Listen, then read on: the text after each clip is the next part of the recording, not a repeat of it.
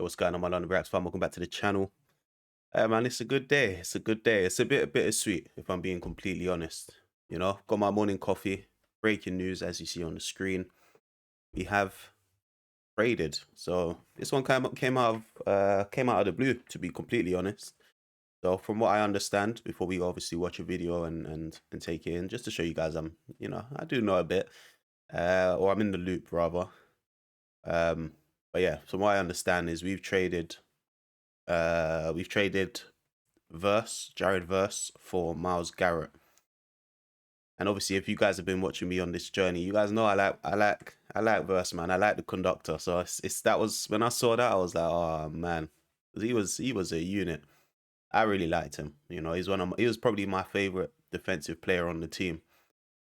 But as they say, when one door closes, another one opens. And apparently, well, I have it on good authority from you lot that Myles Garrett is a future Hall of Famer, and I think he won, was it the best defensive player for the last 2 seasons, or at least last season. So from my understanding, it should be an upgrade, and it should, you know, pip us to be favorites for the Super Bowl even more if we weren't already. So yeah, I'm gonna check out a little video and then obviously see if we can watch some highlights on him, see what his game's saying. But that's the other thing they said. They said he had the most sacks in a regular season last year. So, you know, I love to see people get sacked. So this should make for some entertaining watches later on in the year. All right, let's go ahead and check it out. Let's see. 10 minutes. We'll go for the NFL one. Why not? Oh yeah, he's coming from the Browns, Cleveland Browns. Welcome to NFL Daily, where we're reacting to one of the biggest trades in NFL history. Make sure you guys are hitting that subscribe button, man, and join the family. You know, we're gonna be on doing all things NFL straight through all through the year, especially up and leading up to that season opener. And obviously, like I say on many videos, I'm gonna be going and watching the Eagles versus the Jaguars over here. So I'm really looking forward to that, man. Live, thanks for joining us on YouTube. Thanks to everyone checking us out in your ears. I have got the right man with me on this Monday morning on the West Coast to react to Myles Garrett's stunning trade to the Los Angeles Rams. His name is Nick Shook. He's just a kid from Akron that just happens to be the city where... Oh yeah, and apologies. I look a bit rough right now, but I literally just woke up and I said, you know what? I received bare messages saying I need to check out this trade, check out this, that. This is really breaking news. So I'm here, man. I'm breaking the news. Where the Browns are right now holding a charitable golf event for the Browns Foundation, in which Andrew Berry, the GM, is literally answering questions as the report comes out from Adam Schefter, Ian Rappaport, and Tom Pelissero. The deal is Garrett to the Rams for a first-round pick in 2027, and most importantly, Jared Verse, the defensive rookie of the year from just a year ago. There are also draft pick considerations that have yet to be negotiated, so we believe that more picks will be going. So the only thing that I wanted to get you guys' thoughts on, obviously, I think I saw a stat that said each of the Rams' first pick choices have all been traded away afterwards. So Jared, obviously now, can't remember who the first one was that was traded for Matt Stafford, and then obviously we just also got in Ty Simpson, who, you know, we'll see how he does. But yeah, what's you guys' thoughts on that? And the other thing was, obviously we traded a first round pick in 2027, but if we win the Super Bowl, God willing, then I guess that first round pick becomes a second first round pick. Does it become a second round pick? Am I understanding that right? Someone let me know. To the Cleveland Browns. What a stunner. We were in the middle of taping a different podcast, and this one's going to be way better. How does it feel to see your Browns trade away the all-time sack leader in a single season immediately after setting that sack record, Nick. Come Well, to the I mean, champs. I feel better prepared for this given that we just spent 10 plus minutes talking about the possibilities of this when it happened. Talk about overexposure for Andrew Berry. Terrible timing, but a great deal, I think. What is the initial reaction? It makes sense for the Browns to part with Myles Garrett at this time, given that their title window is nowhere near where, like, now, and the Rams are going for it, and Myles Garrett is not getting any younger. And I think the Browns got a good haul back. Jared Verse is one of my favorite players coming out of that draft class. I loved watching him at Florida State. He's been a monster with the Rams. And if there's any consolation that Browns fans who are absolutely distraught over the loss of Myles Garrett, if they can find any consolation, it's the fact that you have an immediate starting edge rusher who is he's not Myles Garrett, but he's a damn good edge rusher. 100%. Like I said, I love the conductor, man. He's worth his money, man. He's worth his money. I fuck with Jared. It's gonna be a miss from my part. Obviously, you guys got to remember, I only just got into this sport like 6 months ago, so this is the class of players that I know. So it's a little bit of emotion there. I'll be real. Yeah, this is one of those big deals, and I'm racking my brain trying to come up with a historical precedent, and I don't think there is one quite like this. But hit us up in the comments if you can think of one. But this is a trade immediately you think, well, who won the trade? Not everyone has to win a trade. We might be talking about an A.J. Brown trade that feels very fair later this week. To me, this is a very good haul for Myles Garrett, and yet it totally makes sense for the Los Angeles Rams. Our Jordan Rodriguez, who's going to be writing a piece for The Athletic, little teaser here, is reporting that this was in the works for weeks, ongoing conversations between the two teams. Hope to get more information from Jordan. She's going to be joining the show on Tuesday. Ian Rappaport indicated something similar, which is that initially the Browns were saying Garrett was not available, but the Rams were persistent. And I have to imagine getting one of the best young pass rushers in the entire NFL on a cost-controlled contract has to be a big factor. And the Browns, will be looking to extend Jared Verse when he's eligible.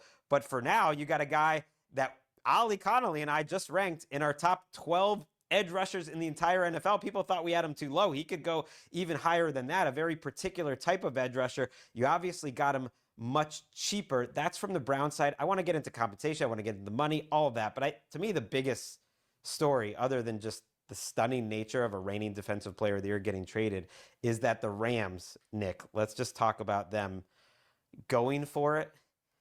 It sounds like we won the trade. I know he didn't want to say it politically, but it sounds like we won the trade. It was a win-win for all parties involved, but I'm sure the Browns would have preferred to hold on to him. So that's good. That bodes well for the season ahead. And it shows ambition, It shows that, we really do want to back the team and we want to go and win. I'm ready for this new season, I can't lie. In a way that, maybe no team has ever gone for it in our time covering the league before. I mean, they are winning now to the nth degree. Matthew Stafford at the very end of his career, he's talked about it. And now you add Myles Garrett with guaranteed money into next year, joining forces. Just what do you think about the Rams and where this puts them overall in the NFL and especially on defense? Well, the first thing I think of is how despondent Sean McVay was when they lost the NFC Championship game and how he truly felt like this was the team to win the Super Bowl, and they didn't get it done. Part of why they didn't get it done is they couldn't get a stop on the road in Seattle in the NFC title game when they needed it most. How do you address that? You go and trade for Trent McDuffie. Then you go and trade future capital and a young edge rusher for an upgrade and a proven elite superstar edge rusher in Myles Garrett. You signal to the rest of the league, we are acting with intent. We believe our window is now, and we are not going to leave any stone unturned in our pursuit of a championship. Which, oh, by the way, that Super Bowl played in our home stadium, the same place we won our last Super Bowl. We're going after it right now. Super Bowl is going to be at the SoFi Stadium. It better not be. They better not give us the home advantage. Let me check that. Is this a real stat? It'd be Super Bowl 2027, innit?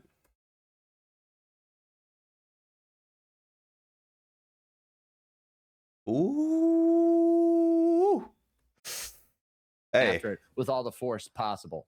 That's crazy. Yeah, it's crazy because look, Garrett is an older player entering his 30s and everything, but he is coming off his best season. And you think about their defense now, I do kind of want to just talk about like the team that they have before getting to all the draft capital and just what it means. And historically, Absolutely. you pair Go Myles into it. Garrett with Jared Verse's old friend Braden Fisk. Two very different types of players. You have Byron Young there, who also was drafted in our top 25 edge rusher draft just a couple of weeks ago. You have Kobe Turner as one of the best interior pass rushers, full stop, in the entire NFL.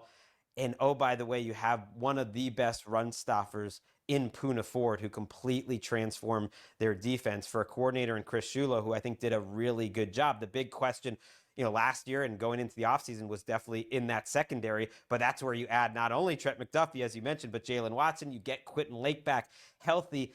It is a crazy loaded defense. It was a crazy loaded defense before you added Myles Garrett. And I don't think you should forget that, look, you're losing Jared Verse. So he is a much more dynamic, bendy pass rusher, whereas Jared Verse is a very specific type of push the pocket. I'm going to run you over. I'm tougher than you. I'm not going to necessarily win one-on-one all the time, but I'm going to be part of a big pass rush plan. The Rams are great at that, but now they have a guy who is going to attract attention. I mean, you've watched the Browns forever. This has to be the best defensive line that Myles Garrett's ever gotten to play with. Oh, without a doubt. I mean, I would go back a few years ago when they were, trying to pair him with a number of different edge rushers, usually veterans, one year to the next, who is it going to be to line up opposite him? But this is without a doubt the best situation overall, because you're not just leaning on veterans and guys that are, at or over 30 to get the job done, that are proven. You're leaning on a group that is squarely in their prime and can attack you from a number of different directions. And this is a good front already, like you said, and Jared Verse was a key part of that. But what makes it really enticing from Myles Garrett's perspective is that the way you just described it, it basically illustrates a situation in which offenses can't just dedicate a bunch of attention to Myles Garrett, because not only can they get hit by a Byron Young, not only could Braden Fisk cause problems, they can get hit from any direction. So Myles Garrett is a guy who attracts double teams and chips more than anybody in the NFL. Like, it's just it's a commonality with him. It's happened throughout the course of his career, and especially over the last 3 to 5 years. You can't do that as often as you'd like when you're facing the rest of this defense, which makes them that much better, that much more dangerous, and that much more effective in the biggest moment. Oh, please. I'm feeling too proud right now. I'm feeling like I just want to see us play now. I need to go watch some highlights of Myles, man. Like, they're glazing him. But you guys did say he's a future Hall of Famer. Breaking the sack record. And putting the top 12 for a lot of people. He sounds like he really like that. So I'm looking forward to seeing those highlights, see what he's about. In the postseason where you expect to be. I'm telling you, man, there's nothing like the bittersweet taste of losing to your division rival with a chance to go to the Super Bowl, to then prompt you to go all in and say, we are not letting that happen again. And that's why I think it's a great trade for both sides, and it makes all the sense in the world for the Rams to go do that right now. Wow. Yeah, it reminds me so much, of course, of the Jalen Ramsey trade, which helped put them over the top.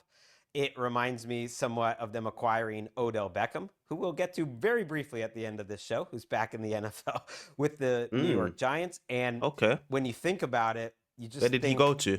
If you're a Rams fan, you just love that they go for it. And multiple things can be true. They also drafted Ty Simpson in the first round. That's, I think, still a confounding pick. This trade doesn't change that to me. I think this offense would look, even better with Omar Cooper Jr. or, insert wide receiver here. I would have liked Casey Concepcion. Like, I think if you're going all in, like, that would have been great too. But you kind of had your cake and you're able to eat it too. And I want to give Snead and McVay credit, because they always tend to do this. And there's this feeling that they're going to win now. And yes, they had that quote unquote sprint rebuild where they did take a step back and it all went sour a little bit after their Super Bowl victory, but they were competitive in that sprint rebuild season. They end up making, having a winning record and everything.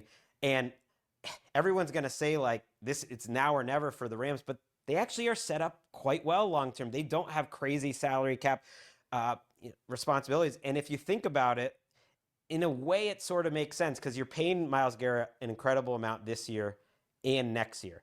You are going to have to pay Jared Verse starting either next year or the year after that. You are going to have to pay Kobe Turner.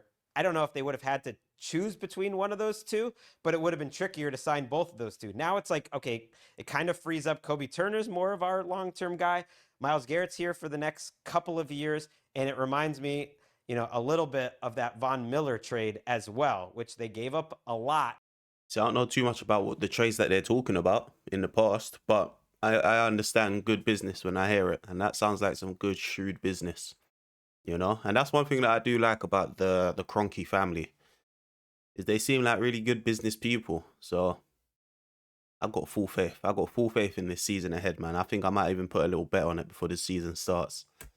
For what ended up being a half season of Von Miller, essentially, but it did get them over the line. So many of the biggest trades, Shook, in NFL history, when I was looking for comps, I'm going through it, were literally made by Les Snead. It's like Von Miller, Matthew Stafford, like how many, Jalen Ramsey. You can throw Trent McDuffie. Now we're getting much lower on the list. But in terms of guys really at the top of like the league, and they were in on the A.J. Brown discussions earlier this offseason, there actually aren't that many great examples of guys who are really at the top of their level and getting traded like this, unless Sean McVay are just willing to go for it. Oh, that's a nice little breakdown, nice little glaze of what's to come, and I'm really looking forward to it, man. Like I said, I'm gonna go and check out some of his highlights now. Go see some of his plays in action. But I'm really looking forward to this season ahead, man. I think we're favorites, and I think we just need to go out and act like we're favorites out on the field. Go and put those performances in, and let's bring a Super Bowl back, man. That would be so good. That would be so good. Could you imagine my very first season from start to finish? Full season, and we win it. I want to get too ahead of myself. I want to get too excited. All I'm going to say is make sure you guys are locked in here. Hit subscribe. We're obviously going to be doing a lot of live streams when the season starts. We're going to be trying to stream all the matches that I can. And we're going to have some good fun along the way, man. So, yeah, man, like, comment, subscribe, lock in, and I'll see you guys back on the next one.